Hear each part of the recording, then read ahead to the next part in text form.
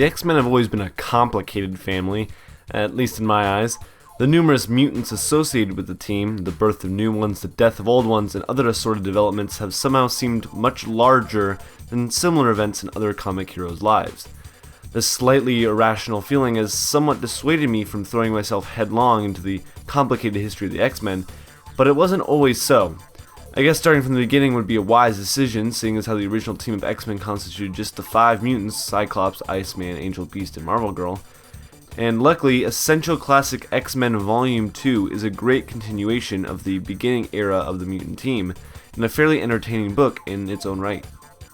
Collecting X-Men number 25 to 53, and Avengers number 53, the book certainly has a lot of content, spanning from 1966 to 1969. In fact, it's kind of hard to even figure out where to start. The writer and artist teams are pretty varied, although it appears that writer Roy Thomas and penciler Werner Roth appear most on the credits page. Regardless, the quality of the book is pretty consistent, that is, consistently good. It's certainly not easy to get past the generally lighthearted writing style at the time, but certain individual entertaining stories, combined with some potentially team dynamic affecting developments, make the book fit more into my comic sensibilities. Those potentially team dynamic affecting developments, while obviously and eventually rendered basically pointless, are nevertheless given more weight during their duration. The introduction of the Mimic into the X-Men fold, while only lasting for a short time, still instills some interest and investment in the dysfunction he causes when in contact with the more altruistic members of the team.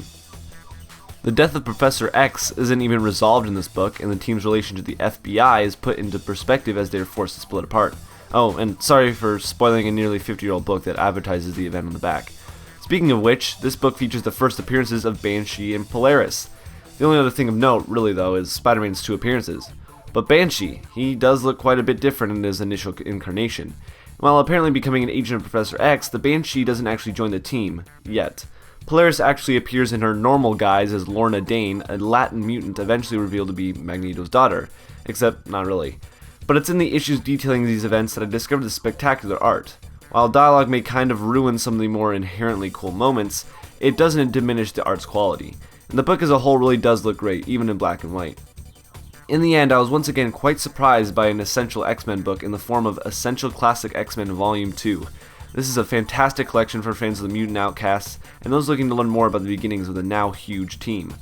Later issues even feature short stories fantastic for this cause, detailing the events by which the individual X-Men came to be a student of Charles Xavier.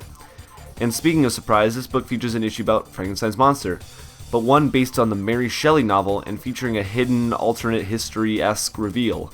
That's much more than cool.